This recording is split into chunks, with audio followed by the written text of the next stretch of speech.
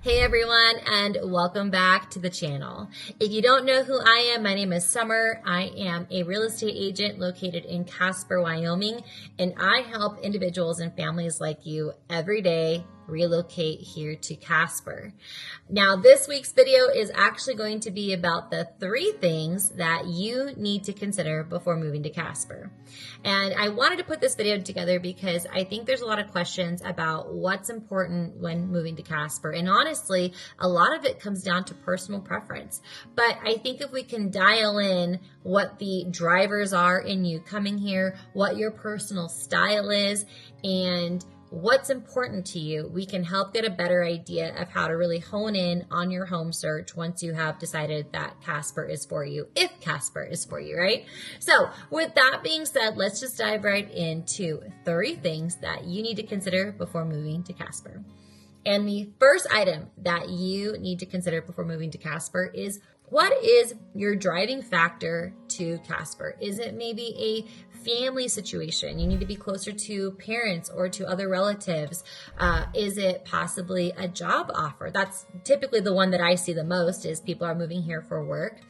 Or maybe it's a life factor. Maybe just life has caused you to want to leave behind what you once knew and come to a new adventure. And these are things that we like to discuss because that's going to shape where the best place is going to be for you when you are conducting your home search. So what is your anchor? What is driving you to come to Casper? And with that, we have to talk about what's important for you to be nearby when you have found your anchor. If your anchor is a job, do you need to be close to your job, or do you have some flexibility in terms of where you can live? You know, I know that maybe if you are a first responder, you might need to be within a certain parameter of your job, right? If you are maybe moving here for family, well, maybe you want a little bit of separation. Maybe you don't want to be next door neighbors to mom and dad. Here's where my mom and dad live. So anything within this circle is too close to my parents' house. Would you put that away? They're going to be here any minute. You're not listening. If my mom can cook sauce and get it to our house before it's cold, she's going to be over every day. We'll call this the hot zone. So maybe there's some flexibility there. If you're moving because it's a lifestyle change, do you want to be maybe up on the mountain and be a little more remote, or do you want to be out in the country where you don't see as many people? Again, these are all questions that we like to discuss to try to really dial in what's most important to you. And with that, I want to bring up my second item to consider, which is your commute. So we don't really have traffic here in Casper, as I'm sure you probably know by now. But that being said, every once in a while, things may just get a little slower throughout town, especially as we talk about school pickup and drop-off times.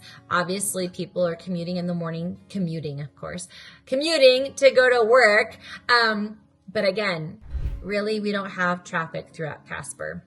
It does take around 15-ish minutes to get from West Casper to East Casper, or from East Casper to West Casper.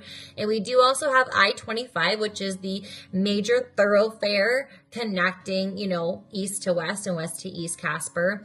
And right now we do have some construction going on I-25, so that can limit how fast you can go on I-25. Right now, there are sections of I-25 throughout Casper that are down to 1 lane, which reduces your speed.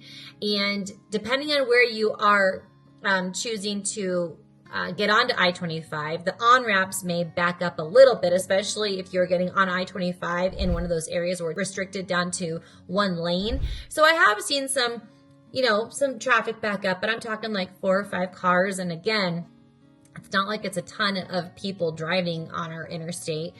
So typically you work through that fairly quickly, but commuting really isn't a thing here. But if it bothers you to even have to drive 15 minutes to get from one part of town to the other, then that's a conversation that we need to have. If you truly want to feel like you can have it all and be close by everything, and close by for you is a 5-minute commute, well then we got to look at where you need to be and have that conversation. But I will also say this, Casper in some sections can also be very bikeable. You can bike ride around town. You can also walk around town when the weather is nice. This isn't year round, but in the summertime for sure, there are times where you can walk from point A to point B if it's a short enough distance, or bike from point A to point B.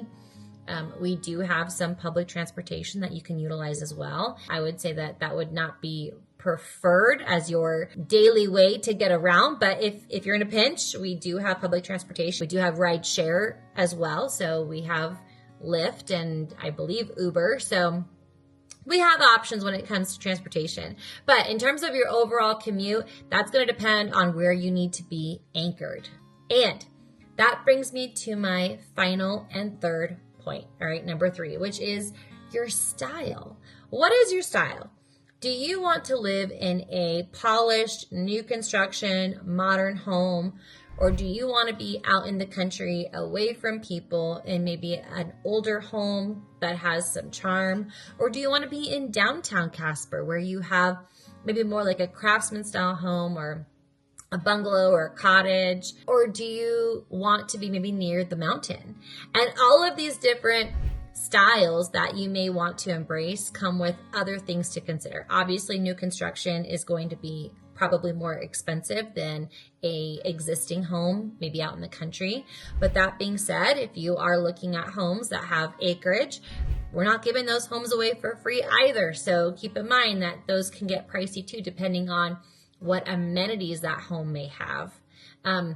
In downtown Casper, again, it kind of depends. If the home has been updated, you might be looking at something a little pricier, but typically those older homes are not as expensive as homes that are, new construction or out in the country, just depending on square footage, amenities, all those types of things. Homes on the mountain, those are kind of all over the place too. It depends on what you're looking for. If you're looking for a super remote, like little cabin you can camp at, a couple of times a year, it may not be as expensive as a home that you can live in full time on the mountain, but you have to remember that access on the mountain can be limited as well.